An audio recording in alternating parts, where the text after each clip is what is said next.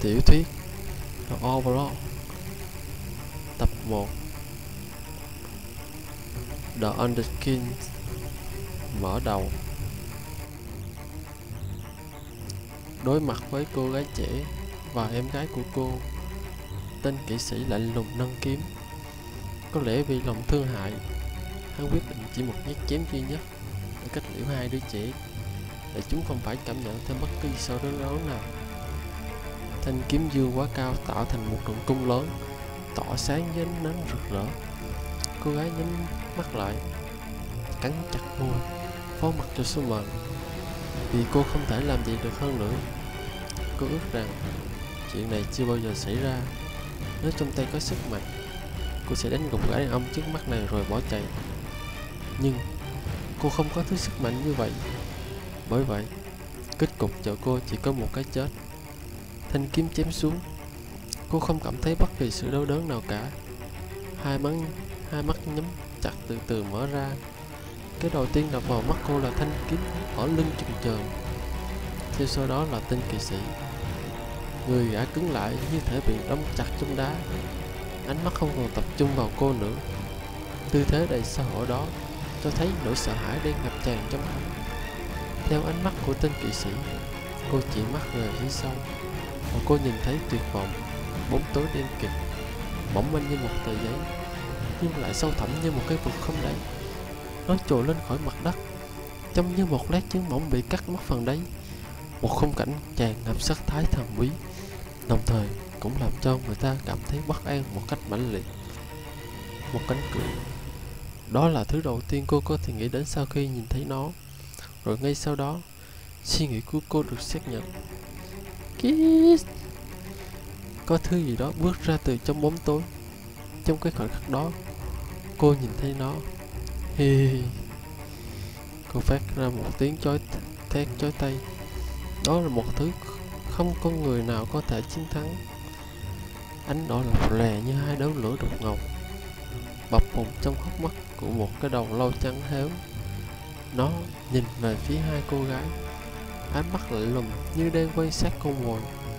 Trên cánh tay không da thịt của nó, lặng lẽ nắm một cây huyền trượng thần thánh, đẹp đẽ nhưng đầy ma mị và đáng sợ. Nó khoác trên mình một áo tròn hoa mỹ nhưng tối tăm, u ám, tựa như bản thân cái chết buông xuống nơi này, mang theo bóng tối từ một thế giới khác.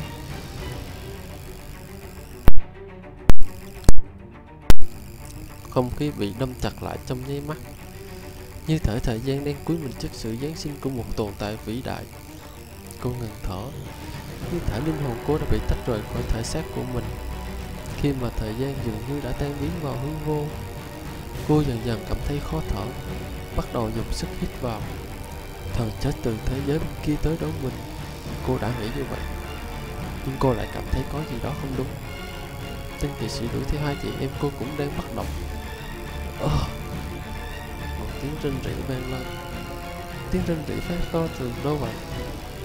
Nghe cứ như là của mình, của người em gái đang run rẩy vì sợ hãi, hay là từ tên kỵ sĩ trước mặt? Từ tốn, chậm rãi, nó giơ cánh tay không da thịt của mình lên, duỗi về phía gã kỵ sĩ như thể đang chộp một vật gì đó. Cô không dám nhìn, con ngồi lại vì sợ hãi. Cô không dám chuyển mắt đi nơi khác, lo sợ sẽ phải chứng kiến một điều còn khủng khiếp hơn thứ mình đang đứng trước mặt. Rat hơ, hiện thân của cái chết, là một cử chỉ bóp chặt. Và cô liền nghe được tiếng kim loại va chạm vang dội bên cạnh truyền đến. Sợ hãi không dám rời mắt khỏi nó, nhưng lòng hiếu kỳ thôi thúc. Cô chuyển mắt và thấy gã kỵ sĩ nằm sóng xoài trên mặt đất không động đậy. Hắn ta đã chết, đúng vậy, đã chết. Mối nguy hiểm đe dọa tính mạng hai chị em cô nhẹ nhàng như vậy liền biến mất, cứ như đây là một trò đùa.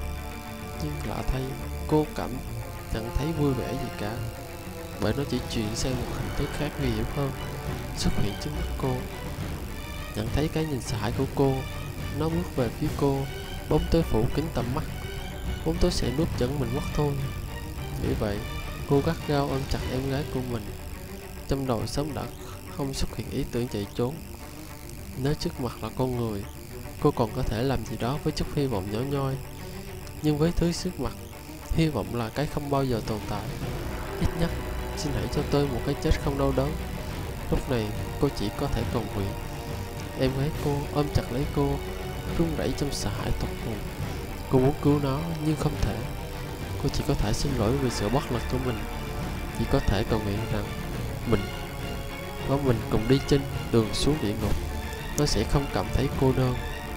Thế rồi, hết phần mở đầu.